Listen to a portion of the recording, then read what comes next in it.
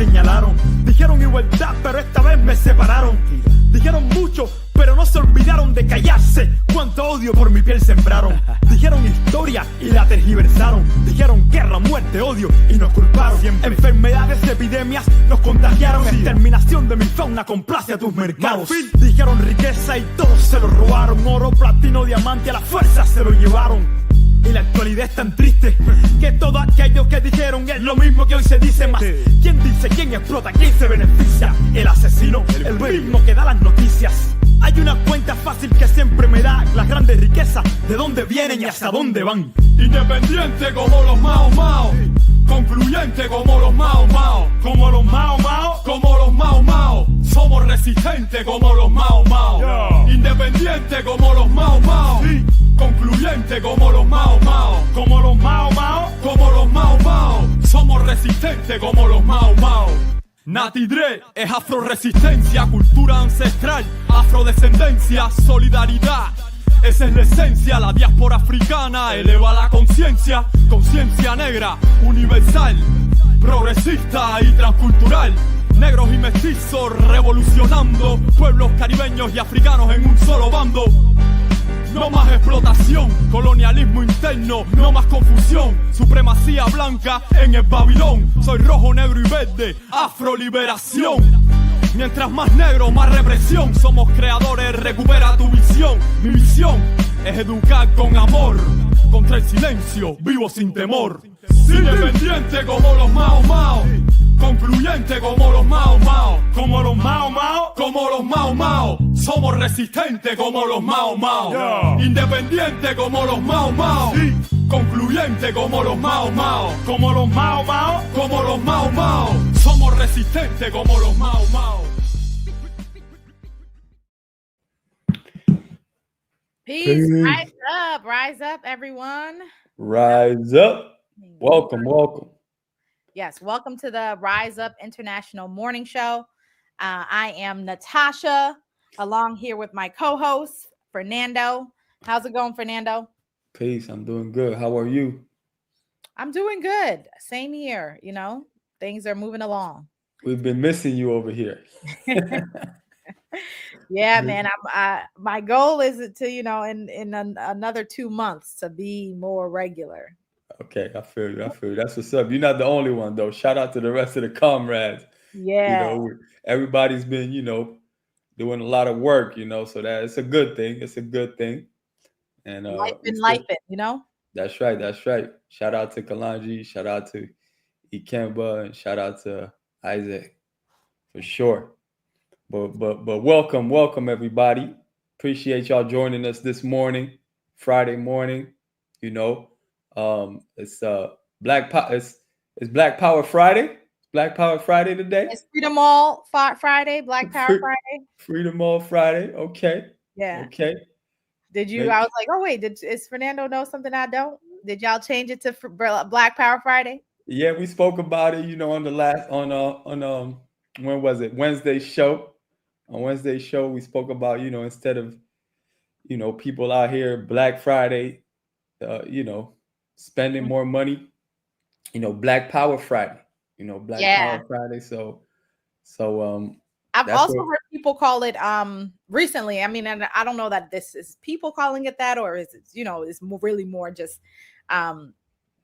businesses, but they called it Black Owned Friday. Black owned Friday. Yeah. For Black owned businesses. Yeah. So so that, like, you know, if you're gonna go and shop and do anything, spend your money with Black owned businesses. That's right. Yeah. So, No so I've heard that one too. Yeah. Yeah. I'm with it. I'm with all of that. You know, yeah, it's enough. It's enough. Yeah. We it's enough making you know, Nike and Louis Vuitton and Ralph Lauren rich. You know, be good on that. You know. Yeah, exactly. Like, but easy. Right. But so yeah, so how you doing? What tell me about what you did yesterday. You know, how was your day yesterday? I did absolutely nothing yesterday. When I say absolutely nothing, not necessarily absolutely nothing, but I did not do anything. I don't celebrate Thanksgiving, or what they call misgivings. Yeah. And what was the term? What's the term that you know that they also call? Thanksgiving? Some people call it Thanksgiving but I don't think Thanksgiving, when the sister was on the other day, that was what date do they have it on? The 20, are they Friday? They have it on that Friday, I believe. Hold on, let me tell you. Let me double check real quick. I believe oh damn, I lost it. I'm not sure. I'm not sure when they have it, but it's definitely something dope. I encourage y'all to check out our show from Wednesday. If you haven't yet, the little history on Thanksgiving, and when it started. It's just a way to celebrate us. Celebrate us, our people, our ancestors, instead of celebrating genocide on what people call Thanksgiving. Yes, and I pulled it up. Yeah, Thanksgiving is what you were. Yeah, Thanksgiving. People celebrating genocide over there.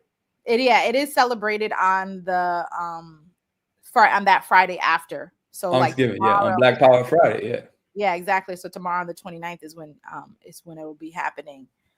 No, today the 29th. Oh, right. Yes, that's right. Friday.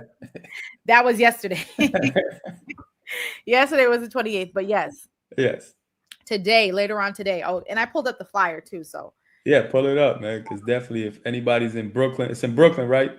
Yeah, it's in Brooklyn. It's on Classen Avenue. It's on the 4th floor. Doors open at 6 p.m. And toward the end, we could put it back up on the screen for sure.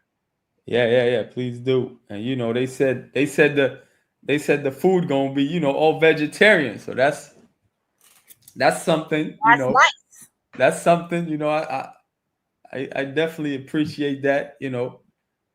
Hope some of it is vegan. Unfortunately, I'm not in Brooklyn, but I wish I was. I think some of it will be vegan. I think I'm sure it'll be a mix, and I think that especially when we think of different events maybe whether it's Thanksgiving or it's Kwanzaa, I feel like when I go to particular places that are doing things in a way that is a creation of our own celebration and a creation that is along our own ideals as African people who are looking to liberate ourselves entirely from this whole system, not just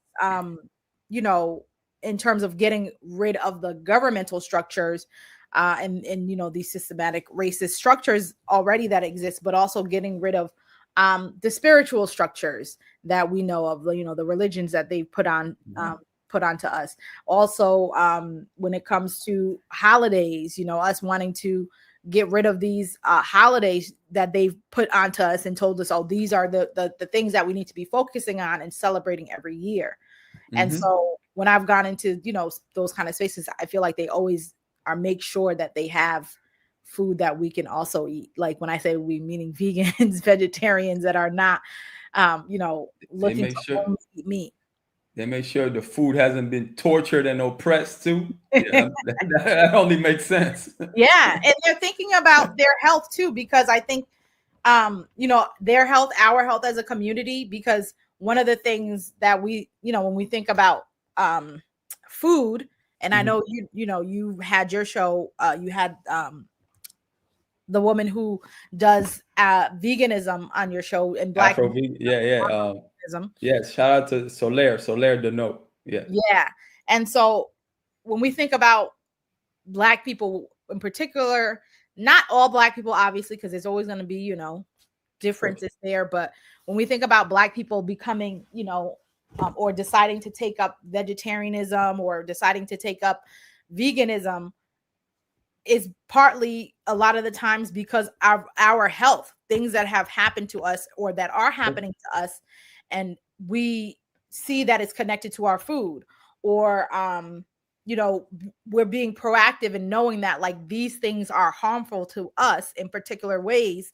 So therefore we need to take them out of our diet and, change the way that we do things. And we know what happens when, I'm sure, all of us, whether it's a family member or a friend or a person that of a person, know of how a particular diet that, you know, one person may be taking up, even though that they know a diet that is not vegetarian or vegan in that sense, or even like reducing the hold that meat has, you know, on us across the board, that when black people with ailments that are connected to their eating habits will still decide not to sometimes, right, go and change their eating habits because of that, and those things happen. So I think like for us, it's the same way, like you were saying, like we want to know, like, you know, the food that we're eating hasn't been tortured and oppressed, right? But we also want to know that the food that we're eating is helpful for us to be here and to live in a certain way and to be able to do the things that we need to do. When we're thinking about like resisting takes a lot of work, and you need your body to be in the place that, in the health that it needs to be, so that you can be able to resist, and so it doesn't become you know, like a huge burden, and then, you know, maybe it could become something that is more detrimental because of the fact that, like, in terms of health wise, your body isn't where it needs to be. Yeah, absolutely. And we definitely need to stay away from the pharmaceutical industry as well, you know, when we're talking about our struggle. And so if you're not healthy, you're going to fall into all of those things. Yeah. You know, one way or another. So it's about prevention. Prevention is better than cure. So that's definitely key. And yeah, like you said, it's definitely about, you know, making healthier choices, being conscious about that. And but you know, we always got to look at it from a holistic perspective, right? So they all really all go together, because, you know, things like, for example, the meat industry affects us negatively as far as our health, but also as far as the environment, and the environment affects our health as well. You know what I'm saying? So it's a whole wheel. Like, it's basically, you got to look at it holistically, and every aspect, you know, the animals, every aspect, you know, we're part of nature, and sometimes we're disconnected to that fact, but we're part of nature. So we have to be conscious of that and make, you know, conscious choices when it comes to our health, for sure. Absolutely. 100%. And also, you know, conscious choices, not only when we're, you know, deciding on what to eat, or deciding on what to listen to, or deciding on, you know, what to watch, but also conscious choices on deciding on what to celebrate. Because even when we think about, you know, the names that we, you know, people said that they've given to, you know, what is typically called Thanksgiving, you know, misgivings, or, you know, thanks taking, right, as, you know, was mentioned, but also the indigenous people, for them it's a day of mourning, right? A day to mourn the tragedy, the genocide, and the dispossession of their people. And so they don't look at it as, you know, something that is to be celebrated, like, you know, a holiday to be celebrated, but instead they from their own vantage point, right, from them understanding like their own history and their own culture and who they are, don't decide to buy into like, okay, well, we're going to celebrate Thanksgiving because it's an American holiday and everybody celebrates it. No, what does this day mean for us? What does that mean for us? And what is our history and our story in relation to this country, and how it came to be? And therefore, what should we do? Should we, you know, participate in a celebration that is a false idea, and also a false celebration that is there to reinforce you know, this false story of America and how it came to be and what it is? Or do we celebrate, or do we, not even the word celebrate, but or do we, you know, use this day to do something more, right? To do something that works toward their liberation, right? Their interest, and be what's the word I'm looking for? Intentional about doing that. And so I think like that is an important thing for us to think about, even though we might not be, you know, in particular thinking about those of us African people who live in the United States. Even though we might not think of, even though we are not obviously the, you know, indigenous Native Americans in that sense. And I'm not going to go, like into whether or not people, whatever. But we need to think, when we're thinking from a revolutionary, Pan-African, Black nationalist standpoint, we have to ask ourselves the same questions about the holidays that we choose to engage in and celebrate, and say, okay, what for this day would we do instead? Right? What for this, what does this day mean in terms of our relationship to America, as a settler colonial nation, that was built on genocide, enslavement, and dispossession of, indigenous lands, in the same ways that they went over on the continent and other parts of the Caribbean to do the same thing. So like, what does this mean for us? Like, is this something that we should engage in? And we know, like, yeah, it's not something we should engage in, just like we know not everybody, but like for Black people in general, that 4th of July is not something we should engage in. Let's engage in not 4th of July because we weren't free. Also, this whole Thanksgiving thing, they're giving thanks for, their that their conquering of the U.S. Their conquering of indigenous people in terms of, being able to dispossess them of their lands. Like, yeah. So what do we do instead? And I know that, for Black people, especially thinking about living within a country, and what does it mean to like live in a country? Does that need to in a country that used you and your ancestors, raped, abused, castrated, genocided your people? Should you also, like, what should you do in terms of like now living in the aftermath, in a sense, because we know we're still dealing with the same issues, just in a different time of day, and it might look differently. So how do you what do you do in terms of thinking about holidays, and what do you do if you don't celebrate Thanksgiving? What do you do instead? We have the power to determine for ourselves what things we celebrate. Just like indigenous people say, okay, well, you know what? We're not going to celebrate Thanksgiving. We're going to do it this way. Just like the sister said, okay, we're going to do Thanksgiving on Thursday. Just like Mulana Karenga said, we're not going to do Christmas. We're going to do Kwanzaa. Like, we as a people, we have that ability also to decide, okay, what is it that we want to do instead of these holidays that do not align with our experience and our truth when it comes to our experience within the United States and within, this global white supremacist move. Because I heard recently that in Nigeria, that they're starting to celebrate Thanksgiving. So it's like, come on now. And like, that's taking it to another level. But listen, to be honest, I'm not surprised. Unfortunately, I feel sad about it, but I'm not surprised. When you see, for example, the commercial music in Nigeria, right now, when you see the brothers and sisters doing their music and their videos have an American aesthetics. You know what I'm saying? You could tell, like, a capitalistic American aesthetics. You know what I'm saying? Like, they're like portraying the women as things, they're showing the nice cars, and they're doing it, you know what I'm saying? That's how it begins. And then the next thing you know, you're hearing the Thanksgiving and all this bullshit, and then you start, I'm not surprised. You know what I'm saying? So, but it's unfortunate. But like you said, going back to your point, we have to question everything. As African people living under oppression, under a white hegemonic system, we have to question everything. You know what I mean? And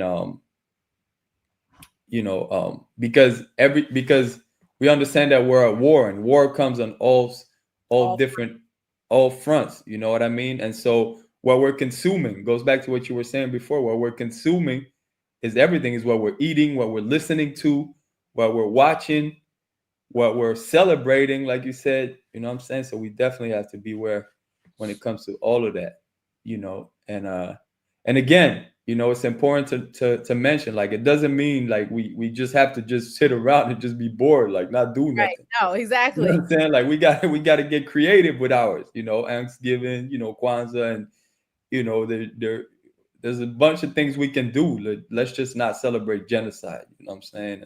Yeah, exactly. Like, yeah, you can take the day and use it, you know, in a different way for your own particular purpose, and you could focus on something else.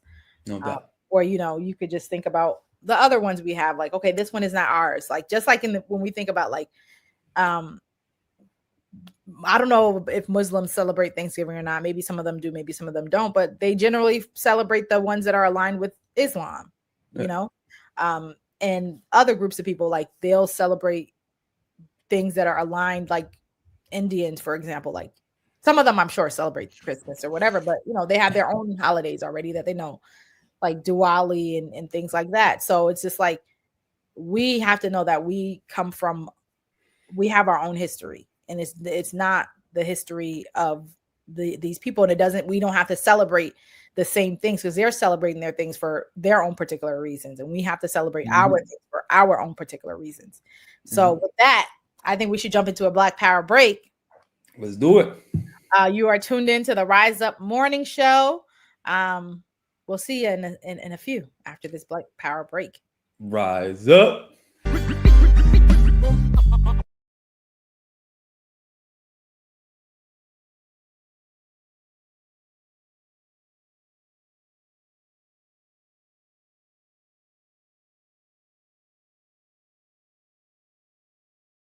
Were committing biological genocide against us, and that by the year 2000, whatever, there would be no more black people. You would get one reaction. But you're saying that we're being threatened with cultural and psychological extinction. How do you get African people to see the urgency of the situation? I don't know, frankly, if you can. I think that we have to focus on young people, young African people who have not been so conditioned with a way of thinking that supports European imperialism, European power, that they still have the ability to use their intuition, their spirituality, their Africanness to create, to think beyond the limitations that have been given to them in European academies. I think most of us as adults, as elders, have been so conditioned that we're afraid to move beyond the parameters that have been defined by our enemies in our thinking, so that our vision is limited. And so we are really not the people who should be conceptualizing the plans, you know, the movements, what we should be building. But I focus on the younger people who hopefully are still more in touch with what is natural to African people. And if I can affirm that in them, they will see the urgency. I find that in my teaching. I find that in teaching young people, that once they are affirmed and introduced in a conscious way to the African worldview, it becomes crystal clear to them. And they see in an urgency in us as African people building for self, as opposed to imitating forms which have been put in place to make sure that we continue to be oppressed. Culturally and psychologically, do you think we realize what we have lost? No, not. You know, it's ironic because we don't realize it on a conscious level. Yet we live it every day in the way we walk, in the way we talk, in the way in the music we create. there is a depth of spirituality which exists in us as a people, which has continued since our origins, that our ancestors have passed to us, and which we continue to pass on ourselves, that we don't consciously recognize as a strength. We don't realize that it is something that we need to use to think with, so that when we are presented with a European worldview in the classroom, we think that that's the only way to be. That's the only way to think, because we didn't come with anything. So I don't think that we are aware on a conscious level of what it is that we've moved away from in terms of power. You see, that's what we're not aware of. Could you talk some about how we came to be who and what we are today? If you understand the question. I think I do. Okay. I think that we have to look back at a period that I call the Ma'afa. We as Africans were very consciously stripped of our culture. Now, that becomes a platitude. You know, everybody's saying that. Stripped of our culture, but we have to see that we had a strong culture and so forth. But nobody seems to realize the depth of what that means. Being stripped of our culture meant being conditioned to accept ourselves as inferior beings. Okay? It meant that we were conditioned to feel that we had to be dependent on Europeans, dependent on white people, that we could not do things for ourselves and in our own image. That conditioning began with a long period of terrorism, which was very physical, physically manifested. At the same time, there was the breaking of the will. So there was cultural violence, I call it, in the book, as well as the physical violence, which was very important. We then came to a period in which we mistakenly thought we were free. We're now at a point where we think that we have freedom, the ability to be whatever it is that we can be within this society and so forth. Yet what happens is that we are still thinking within a modality that has been determined by those who would oppress us, those who would control us. And we don't see beyond that. So the question for me becomes, who controls how you think? We have the ability to create our own structures, our own theories, our own definitions of reality. To look at the African worldview, to look at, for instance, the Dogon people, to look at the Kemetic people, to look at our own people who have, even look at Carter G. Woodson, for instance, the miseducation of the Negro, which I don't think was really ever understood by us, and to use these things as inspirations for the building of institutions, the creation of things, the building our own buildings. We have the ability to do that. So it's almost like we've been conditioned so well through such a long process that now it is us who are enslaving ourselves mentally. Because the job has already been... The job has been done. It would be so easy, in one sense, for us to undo it. That's what I'm saying in this book. Because the way the system of European control works is that you have to accept a concept of reality which makes them superior.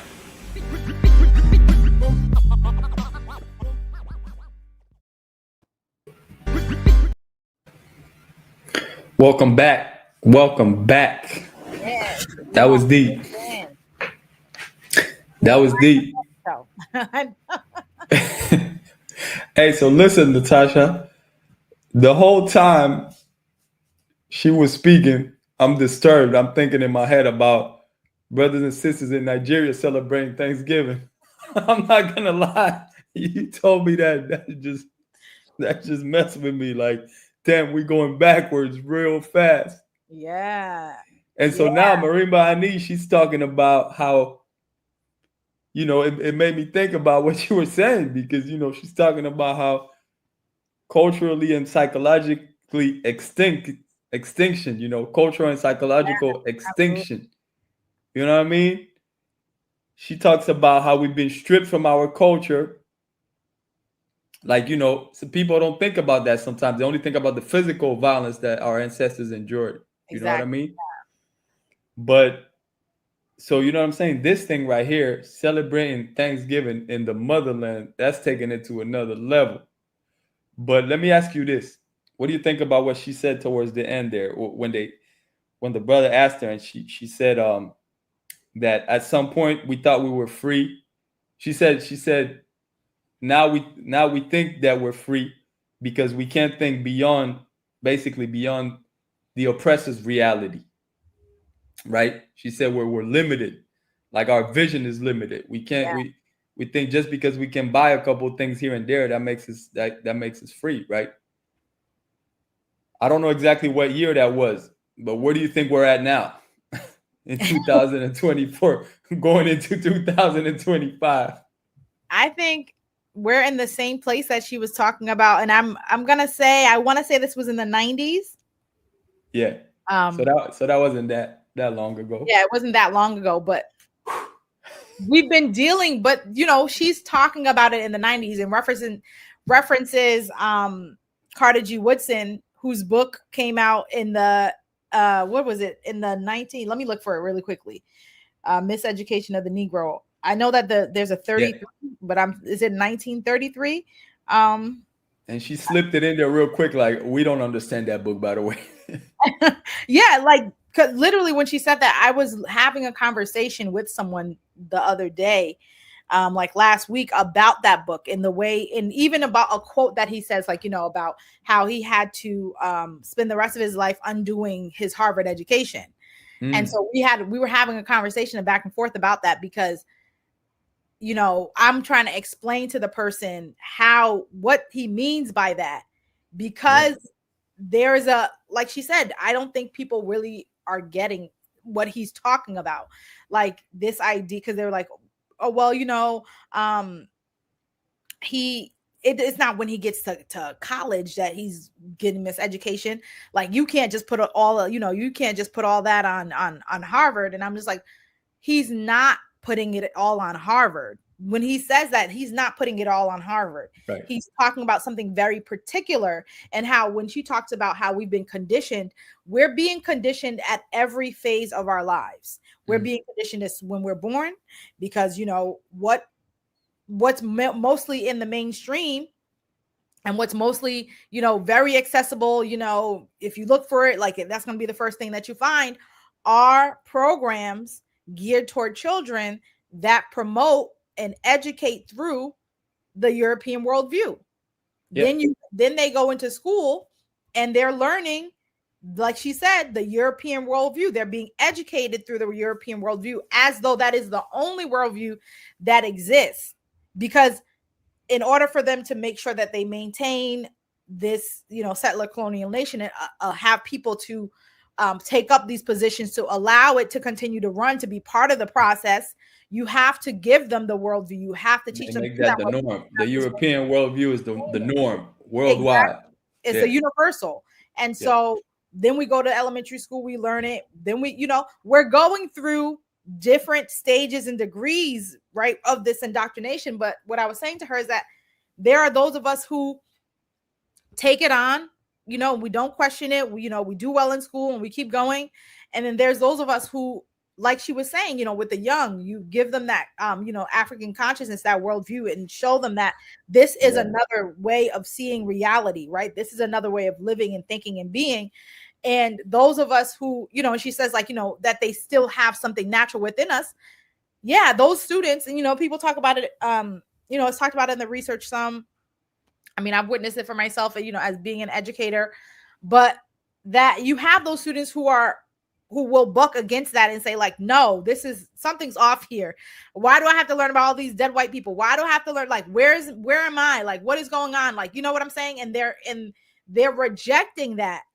But instead they get labeled as, you know, troubled, and, you know, they're the ones who are, you know, called the troublemakers, who end up dropping out of high school. And even when people think about, you know, there's also like a quote about the, you know, the higher you go, I guess, within education, the more, you know, you become your reality, your concept of reality becomes more fixed within the European worldview.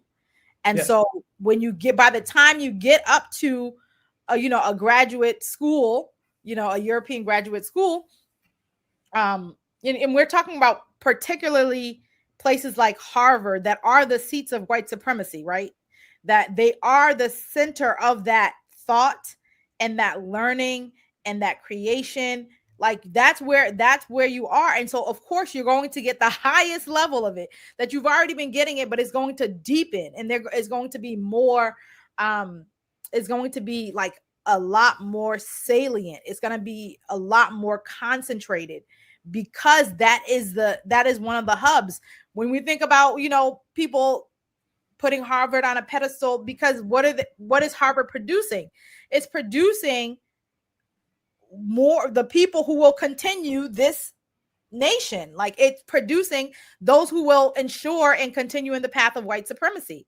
Now, that's not to say, like, you know, just like Carter G. Woodson, that, you know, you can't go there and you know, have other agendas or other aims, and, you know, sidestep some of that stuff. But in general, that's not what's going to happen. Yes, you might have, like, you know, a couple of people who are like, yeah, okay, I'm in Harvard, but I'm not of Harvard. I'm here to get the tools and be out of here. But for the large part, especially if you come out of high school, you're just going into your next, you know, deeper level of European indoctrination. And so, like she said, it's important to think about the children, you know, when they are having those, if they're resisting that, to show them, like, okay, they're not crazy. Their feeling of wanting to resist it is the right feeling, because that is not their cultural worldview. That is not their thing. That what they're looking for is, they're looking for themselves. They're looking for their own presence. Yeah, it's like they almost have natural instincts to, you know. Exactly, like she was talking about. So I think, like, yeah, what she's saying is true still today. It was true when she said it back then, and it was true even before, you know, during the times of Carter G. Woodson, as she mentioned. No doubt. Yeah, for sure. And we pretty much always go back to, you know, to culture and ideology. You know, that's the foundation. We gotta start there. You know, it starts within us.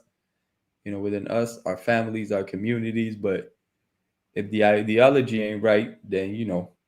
But a few weeks back, right here on the Rise Up, y'all had, I wasn't there that day, but y'all had Dr. Kamal Rashid, right? And he spoke about the African worldview, right? The importance of that, you know. And I think that's so necessary, you know, just the way we see life, you know, the way we move. That's just so important, man, to be African centered, you know. Because if not, we quick to get lost out here, you know. And Quick to get lost. Yeah, and to see that there's another way of seeing the world, but that there are multiple ways of seeing the world. That there is no universal human experience. There is no universal, you know, worldview.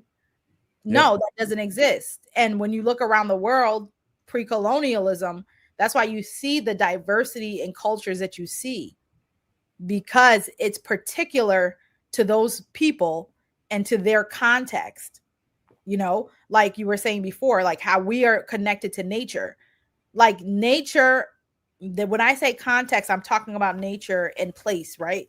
Where you are, what your environment is, what you're interacting with, why you make the decisions that you make. Like, those are all particular. And this false idea that we have this one universal, and that's why you would have those who are in Nigeria, some of those who are in Nigeria deciding to celebrate Thanksgiving because of the Euro-Christian hegemonic idea that there is a universal human history story, right? And that the universal human history story is that of Europeans, and therefore everything they do, we should do because it's our story too. That's giving me a headache. That's giving me a bad headache. I know I said I wasn't surprised, but damn. You're like, damn, yeah, I can't let it go. That's hurtful. Now that I'm letting it sink in, it's starting to hurt. Yeah, and it goes back to vision too. Like when the worldview that you have informs the vision that you have. And so if you are told that there's only one way to see things and there's only one way to be, and that's the European way, then that's what you're going to do. Your vision is going to be, how do I do the same things, right? That is your trajectory. How do I, imitate that, like she was saying, right? Like that we've become a people who just imitate what Europeans are doing because they've told us like, this is the only way, this is the way, this is the best way.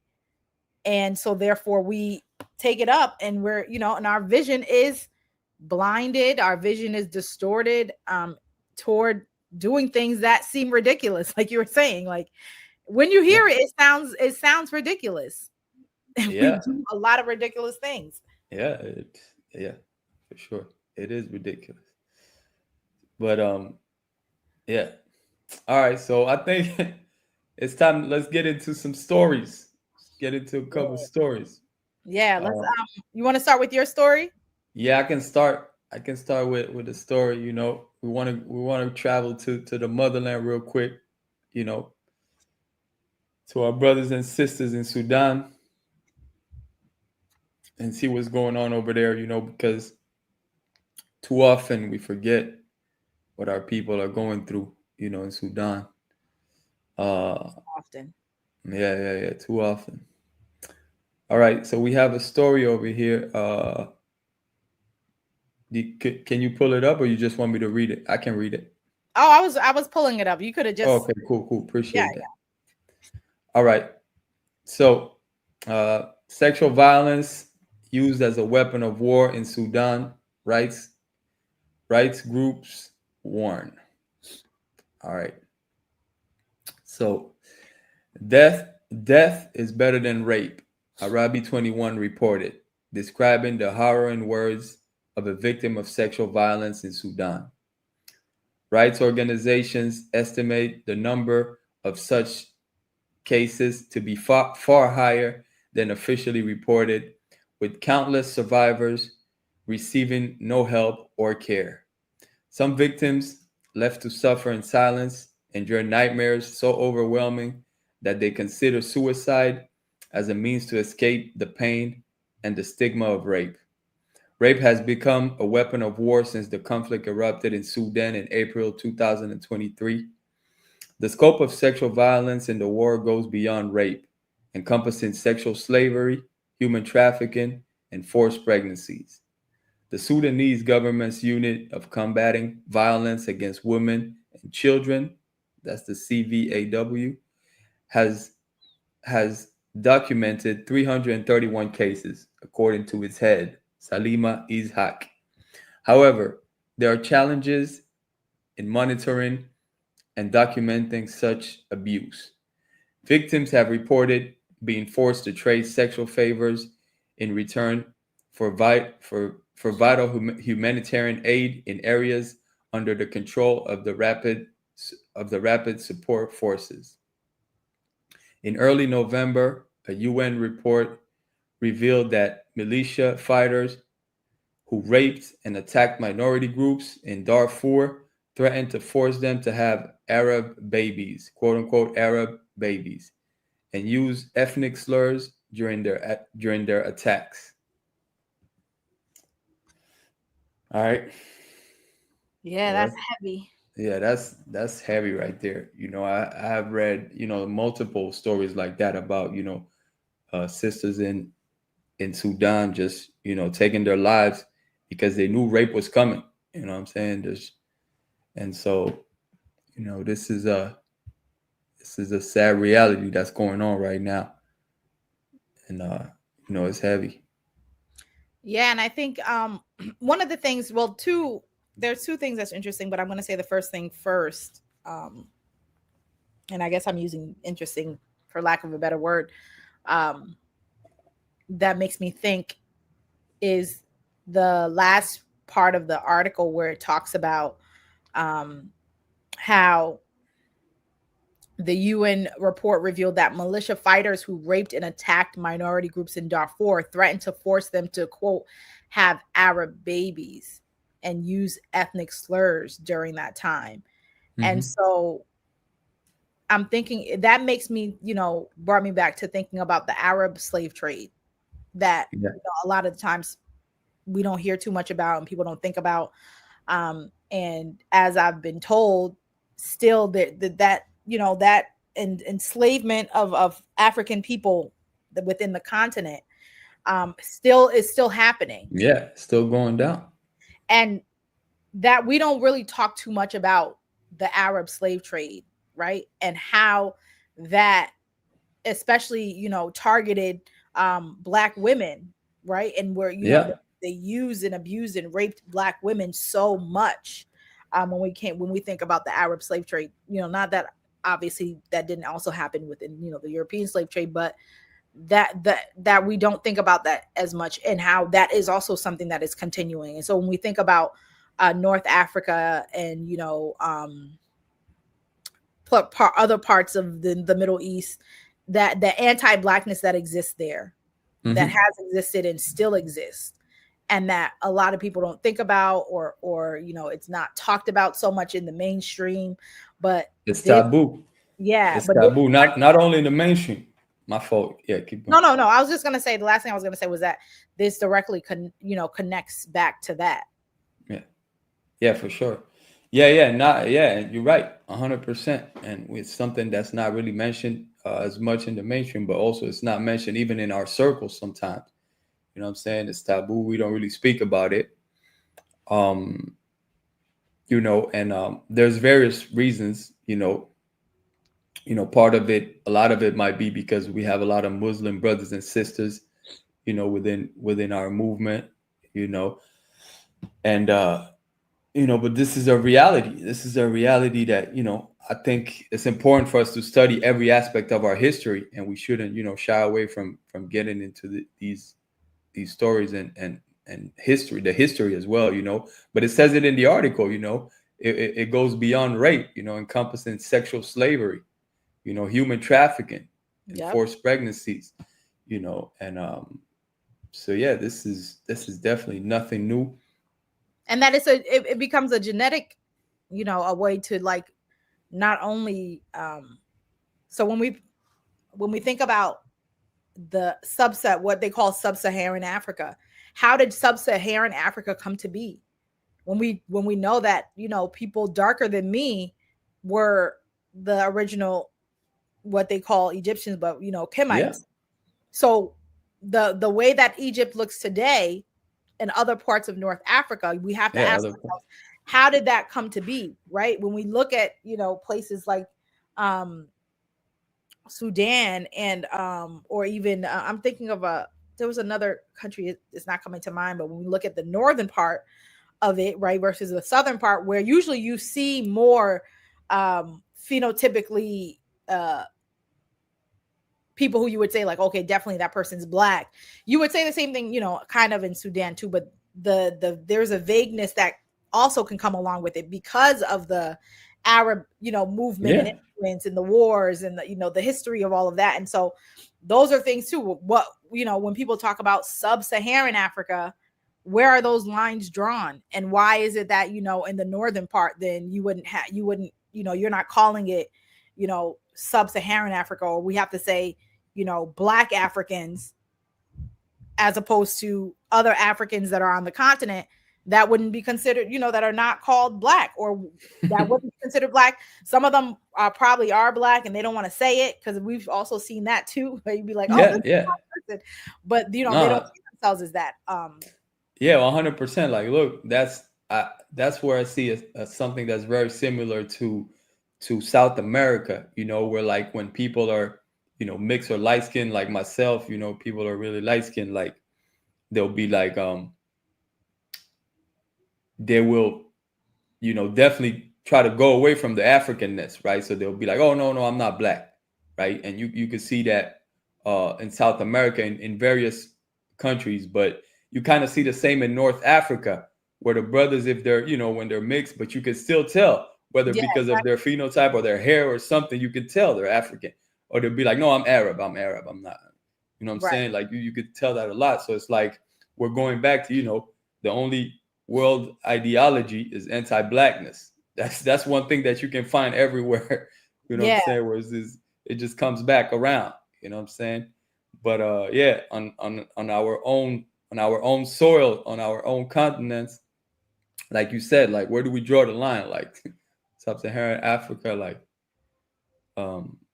yeah, it's heavy, and then there's a lot to think about, also when we speak about Pan-Africanism and a strong united Africa and all of that, you know what I'm saying? Because there's conversations that need to be had as far as Yeah, that. You know what exactly. I'm saying? And there's serious conversations that need to be had, like how do we go about these things? You know what I mean? But Because yeah, we have to lay them out to you don't want to move, just like with anything, right? When people think about like they could think about it in terms of people in their own personal selves, or people and them in relationships, whether that's platonic relationships or romantic relationships, for lack of a better word, that people would tell you in any of those situations that you need to deal with all of the stuff, right? Like as a person, if you want to grow, you need to deal with all your trauma. You need to take it, deal with it, recognize it, bring it to the surface. Don't leave it swept under the rug. For you, in that's order for right. you to build and become a better person, they would tell you the same thing about being in relationships. If there's issues there, you don't sweep them under the rug, Yeah, you gotta talk or you about put everything out in the open. There's got to be transparency. But when it comes to conversations about particularly African people in this internationalist realm of revolution and change and liberation, the idea is, okay, that when we work with other groups, we're supposed to just forget, don't talk about the stuff that don't address it, don't bring it to the surface, the contradictions we that still we're exist. I feel like it's like we're supposed to be African second, not first. Yeah, We're exactly. supposed to get away from our race first ideology. And that's why I think race first is so important. You know what I'm saying? It's so key to our struggle. Like, you know what I mean? Um, And yeah. that coalitions will only really be as successful as they as the amount of transparency that exists amongst groups, so that you don't have constantly where Black people think we're aligning and supporting other groups, and that they're aligning and supporting us in the same way, and then you turn around, they got theirs, and that's it. You left out here, you look back and they gone, and you left out here by yourself because they're putting Absolutely. themselves first. Yeah, that's right. That's right. Even if it's at the detriment of you and your own Yeah. people, even if it's at your detriment, even if they got to leave you behind, they putting And themselves. it's happened over and over when you look at history. It's happened so many times. Like, even in the United States, like, other minority groups that, when they came over, they weren't looked at as white. Like, for example, the Irish or the Italians, all of them. And then once they got their opportunity, boom. Out of there. You know what I'm saying? It's like, So like, oh, we can move up. Exactly. And the other thing that the article was making me think about was this idea of using rape in rape as a war tactic. And it's going also back to what Marimba Ani said about our worldview and our way of thinking, because and how we've been trapped into this idea of into this European reality, their idea of reality. Because, for example, and I'm and I don't know much more in terms of, like African, the ways of, of doing in Africa, but I haven't heard. So I would have to do a little bit more research. That even the way you fight, even the way that you think you should fight in war with other people is particular to your own worldview.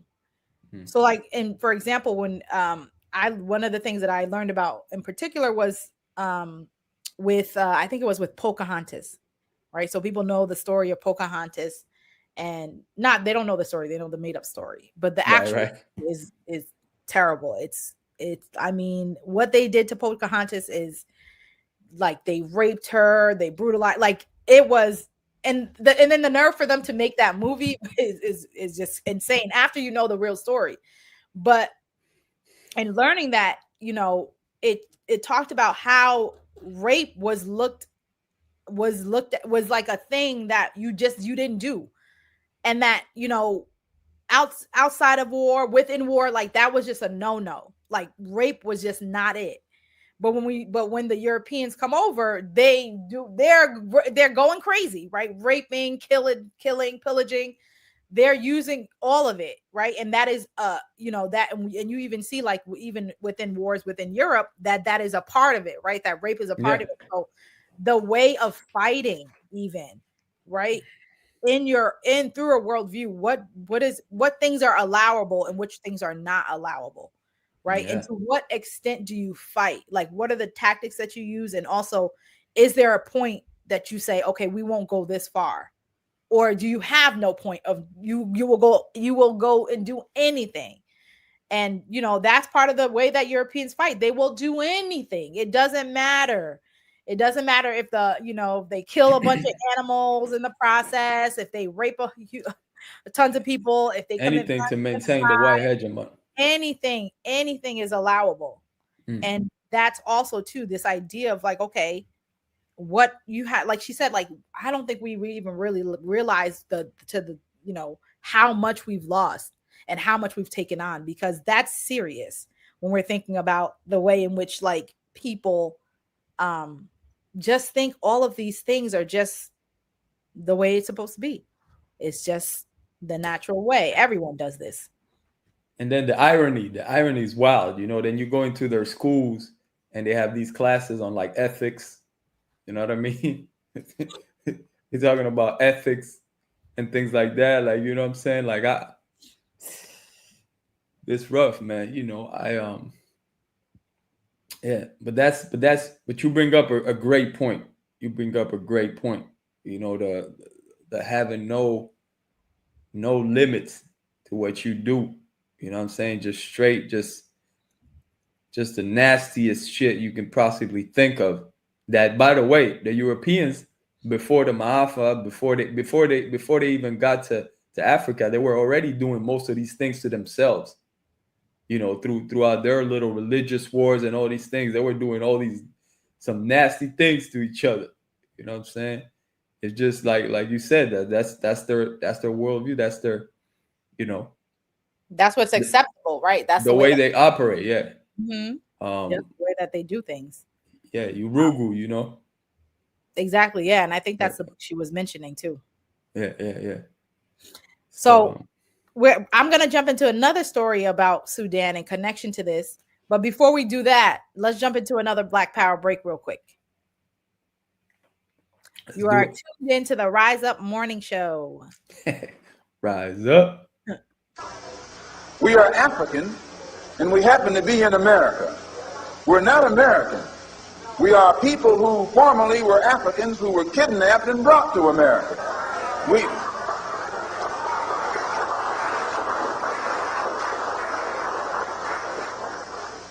Our forefathers weren't the Pilgrims. We didn't land on Plymouth Rock. The rock was landed on us.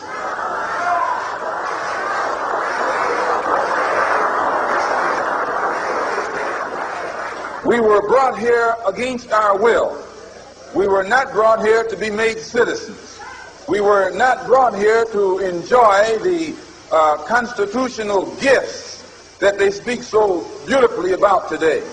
Because we weren't brought here to be made citizens today, now that we've become awakened to some degree and we begin to ask for those things which they say are supposedly for Americans, they look upon us with hostility and unfriendliness. If you're interested in freedom, you need some judo, you need some karate, you need all the things that will help you fight for freedom. Nationalism is the wave of the present and the future. It is nationalism that's bringing freedom to oppressed people all over the world. It was nationalism that brought freedom to the Algerians. It was nationalism that brought freedom to the Nigerians and to the Ghanaians. It was nationalism that brought freedom to the people of Uganda and Tanganyika and Sudan and Somaliland. The Africans didn't get it by sitting in. They didn't get it by wading in. They didn't get it by singing "We Shall Overcome." They got it through nationalism.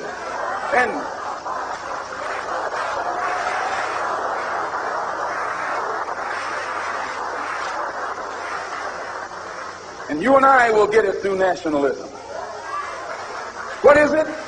What is it that makes it difficult for the philosophy of nationalism to spread among the so-called Negroes? Number one, they think they have a stake in America. They think they have an investment in this country, which we do. We invested 310 years of slave labor, 310 years, every day of which your and my mother and father worked for nothing. Not 8 hours a day. There was no union in that day. They worked from sun up until sundown, from can't see in the morning until can't see at night. They never had a day off. And on Sunday, they were allowed to sit down and sing about when they died, they wouldn't be slaves no more. When they died, they wouldn't be slaves no more. They'd go up in the sky, and every day would be Sunday. That's a shame.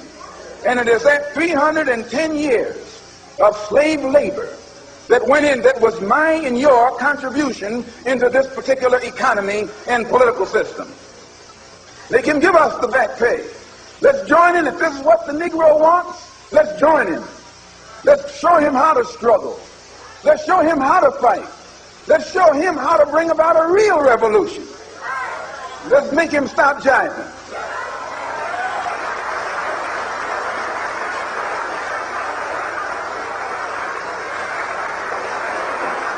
You don't need a debate. You don't need a filibuster. You need some action.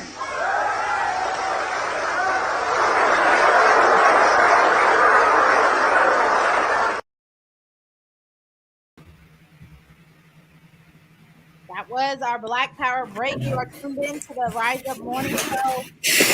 I'm over here with my co-host Fernando. So that was Malcolm talking about us being African people and national liberation, basically. That's right. Yeah. We've spoken about this numerous times over here, the importance of, identifying as African people, and the fact that in itself is already revolutionary. And today, more than ever, I think, to tell you the truth, unfortunately, a lot of our people still haven't understood that, but I think, personally, I think that's the base. It's one of the first things we need to understand, because once we understand that, then we see that what's going on in Sudan, whether it's Sudan or the Congo or Haiti, all of that is happening to us, you know what I'm saying? And we can't feel that disconnected to that once we understand that we're Africans,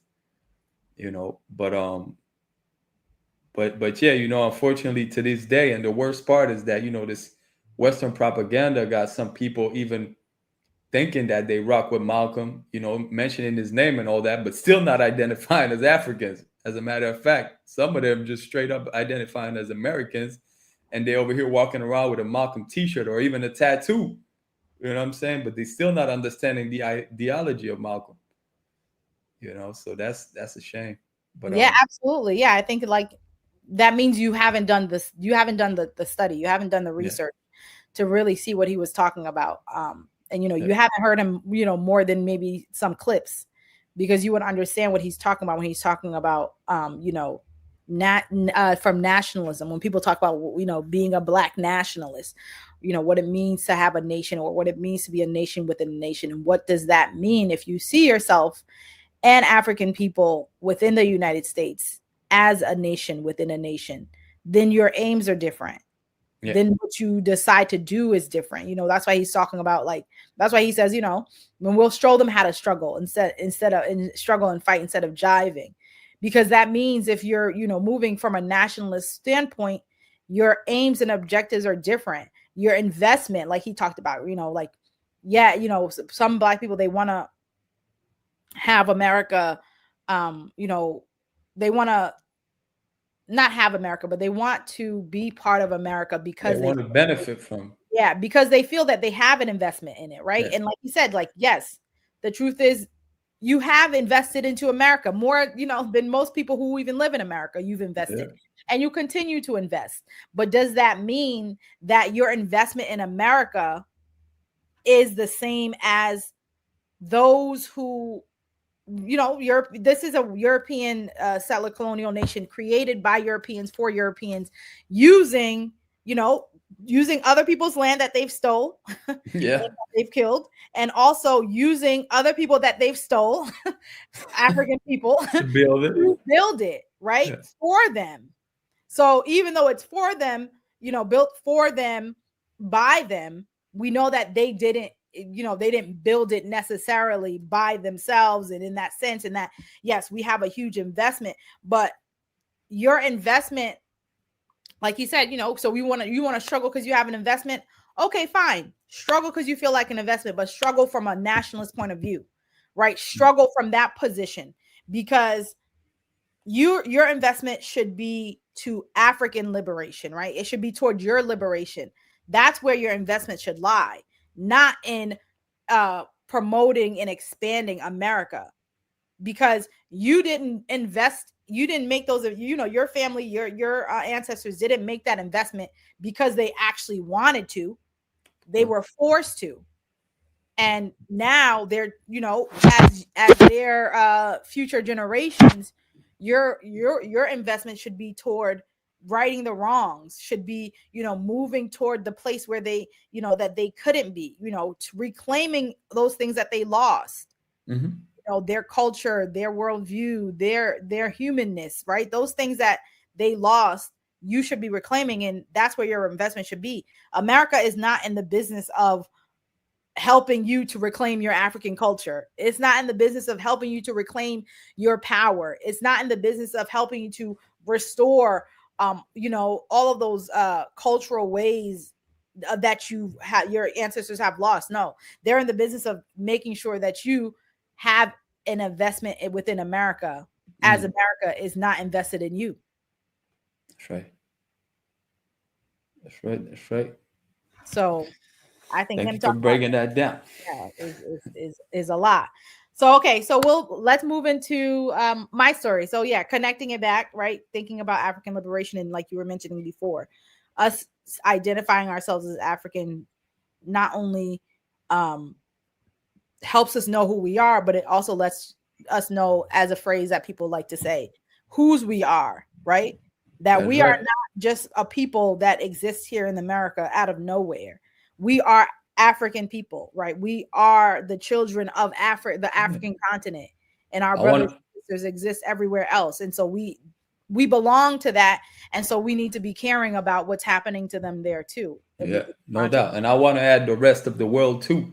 You know what I'm saying? Whether you are, you know, in France, whether you are in the United States, whether you are, you know, in the Caribbean, doesn't matter where you are at. You know, Latin what's going America, on anywhere. what's going on to our people in Sudan is happening to us. That's us right there. You got to understand that. You know. Yep, and their struggles are our struggles, because we're gonna get the negative impacts of that as well, even though it might not be the same, but it, you know, we will feel it, you know, in some way or another, whether we recognize it or not. So the story that I have for today is The U.S. lawmakers seek to halt weapon sales to UAE, citing Sudan. So let me just go ahead and share my screen really quickly.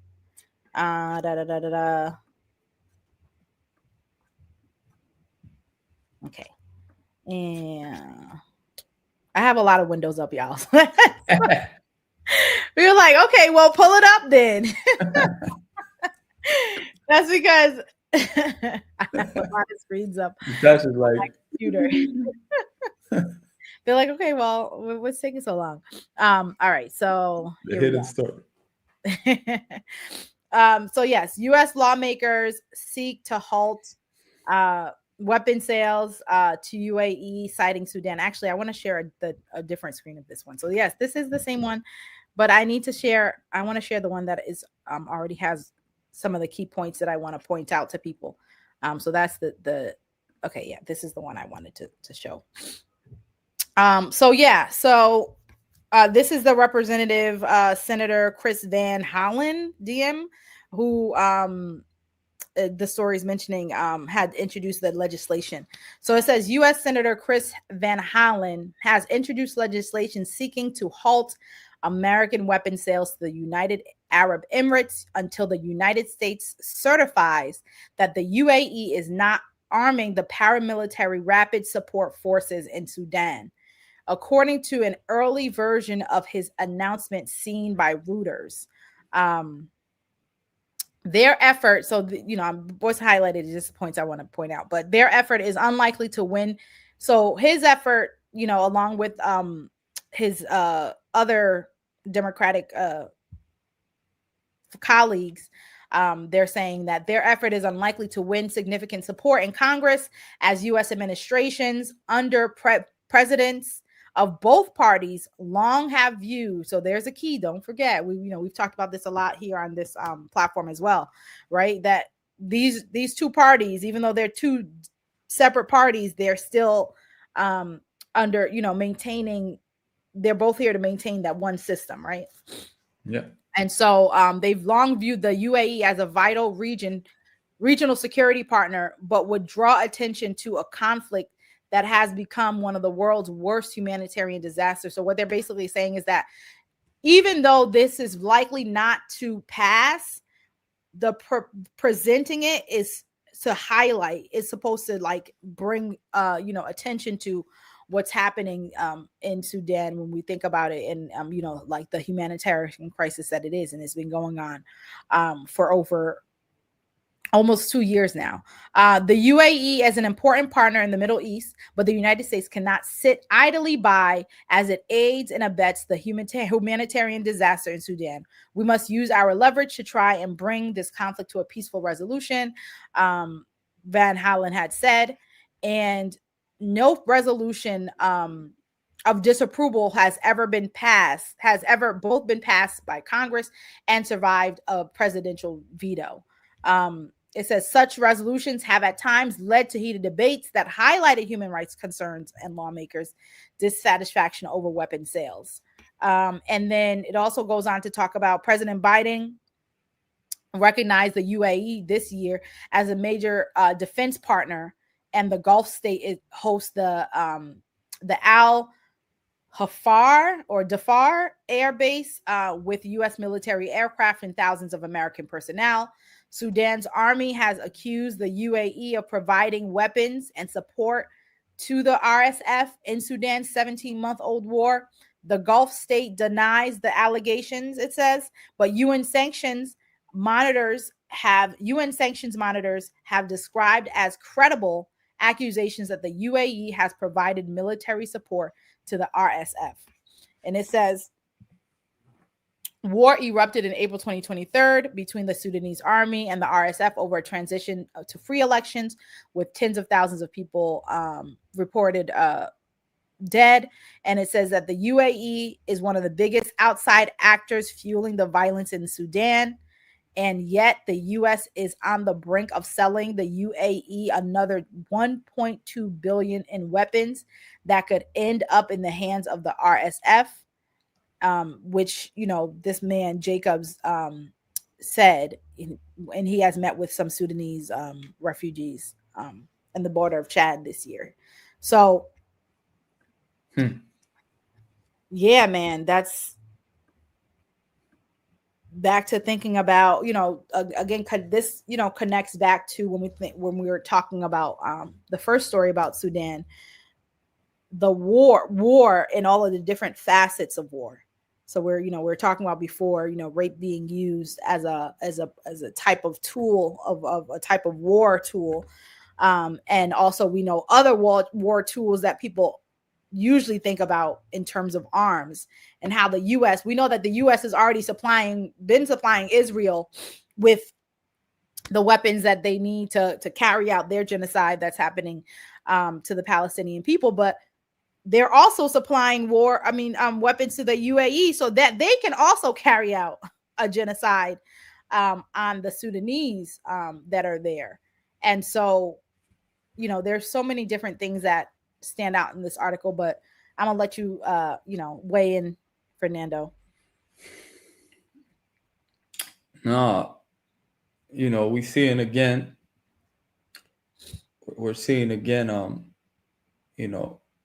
Sudan is heavy, everything that's going on over there. I think that there's a lot of, from here, is sometimes we just feel powerless. You know what I'm saying? As far as, we're over here, we're trying to, even though we're trying to we're organizing locally, even though, I am part of a Pan-Africanist organization that's international and there's some things going on, but we still sometimes, we feel powerless from here, So I'm kind of at a loss of words, but I know that, that's another thing that we have to be conscious about is, the UAE's involvements in these things. We're speaking earlier about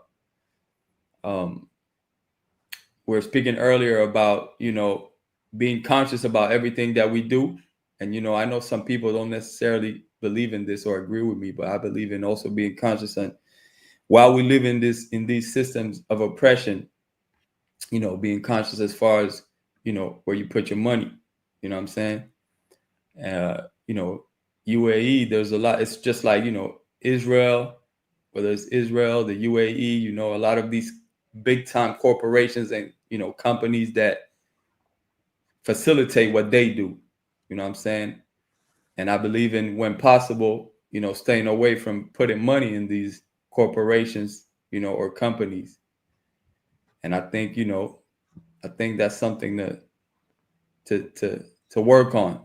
Some people don't believe in that. They say, yeah, it doesn't make a difference, whatever. But, I'm still a believer in doing everything we can. I'm saying? Everything counts that's how I see it from where we're at. I'm saying? Everything counts because it's coming in on all fronts. And whatever we can do, even the little things, is helpful. You know what I mean? Yeah, absolutely. And what you're saying is taking action, right? Because in the article it talks about how, okay, putting forth this bill is going to draw attention to what's happening in the Sudan, but also what other actions, right? What other actions? Because like you're saying, that we do. One of the things that makes me think about is when the invasion, when the Italians were working on trying to invade Ethiopia, right? And you had the war that was happening. You had Black people here in the United States signing up to join the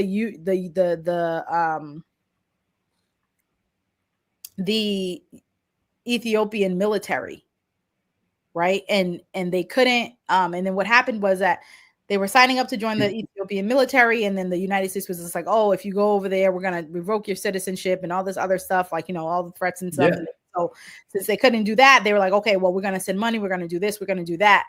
Like, what are the concrete actions that we can do? Like you were saying, right? Whether you're in France and you feel like, "Oh man, what's the one thing? What can I do? Being in France, or in America, what can I?" But when we look at our history and the ways in which, when we were clear about what was going on, we thought about and took particular actions in our own right to support those on the African continent, because we recognize how important that was. And so, like you're saying, like, it's important for us to think of, like, okay, well, what is it that I can do?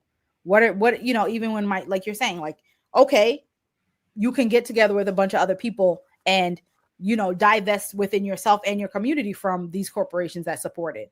You know, you raise money and say, okay, fine.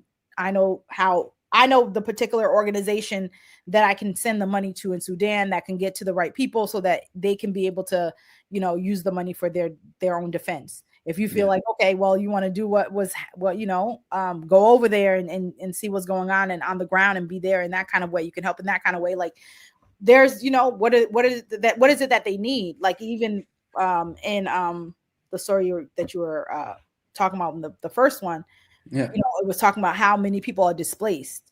You know, how many people need help. So how do, you know, what are the things that they need? How can we provide in that kind of way? Because war isn't, you know, isn't just about like the fighting and the violence, but it's also what happens to the people in war, and how do you recover from that war, right? What do you need to help recover? And one of the things actually, and I'll leave it here and I'll just make one other quick statement after that.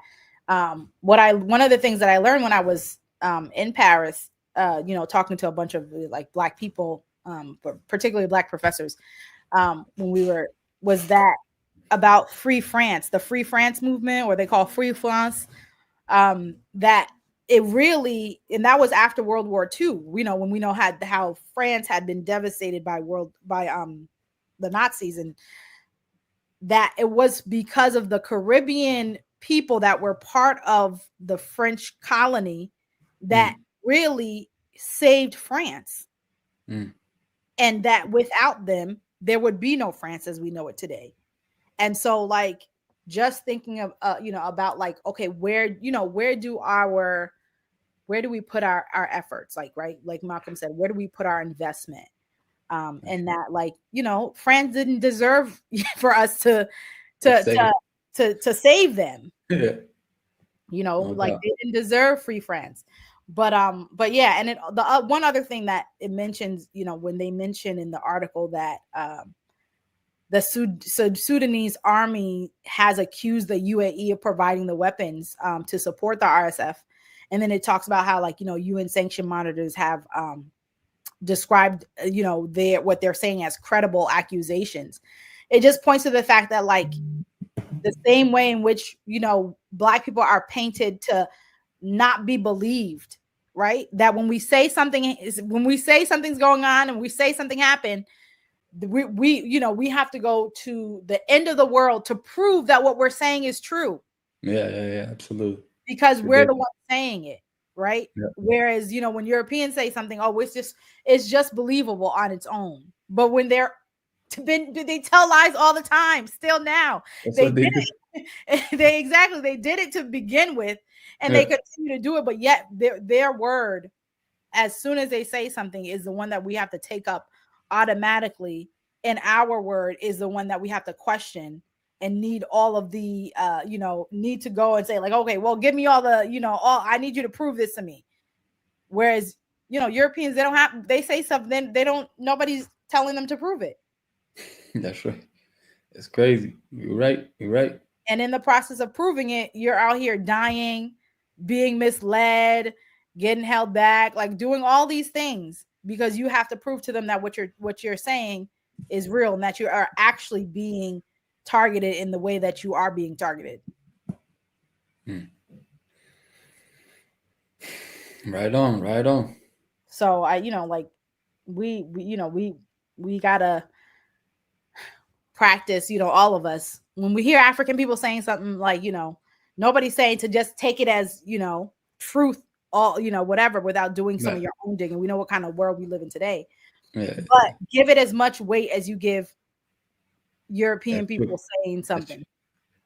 Yeah, you make a good point, because sometimes it's even subconscious. You know what I'm saying? It's subconscious that people hear something from the Europeans, like, oh, it must be true, or, you know, there's probably science behind it, research, like, right. It's exactly. Reality. You know what I'm saying? And so that's real. Something to think about. Yeah, try it anyway. You know, work it. You know, there's a lot of work we have to do individually and collectively.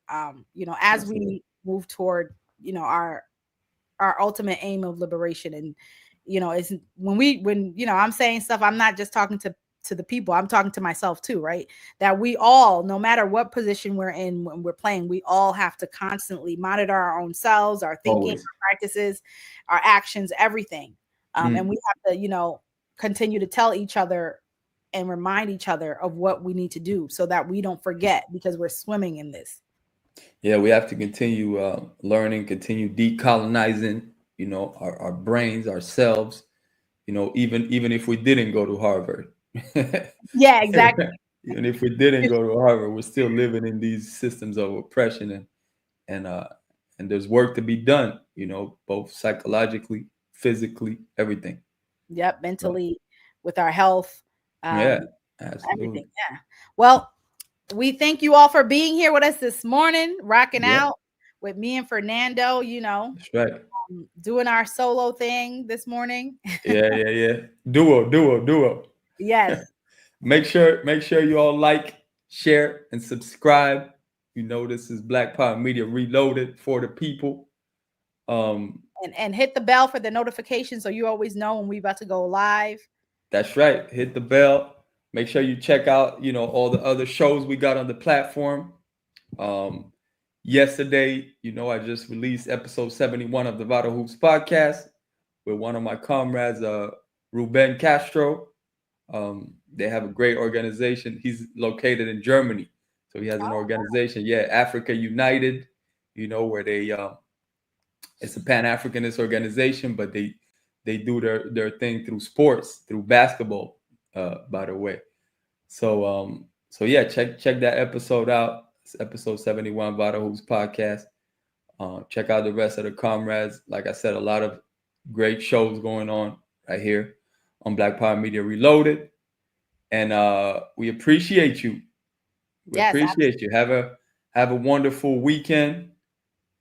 Keep the struggle alive. And we see y'all back on Tuesday with the Rise Up International Morning Show. Rise up. Rise up.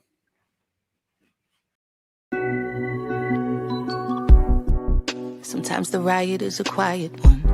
Well, the battle is to love yourself and function in society where voices of reason are muted by anxiety, like gaining notoriety is selling your soul. So we tend to go no deeper than the shallow water level, trying to keep us overhead in the face of all the slurs and the stares, mentally frozen, paralyzed by fear of failure and success. So we lock, stock, barrel, running while it's crumbling. All these towers and they're babbling, but the baby's in the bath and the stash under the bed on my head, spinning from the circles and the puppets and the strings that they pull. Then we move.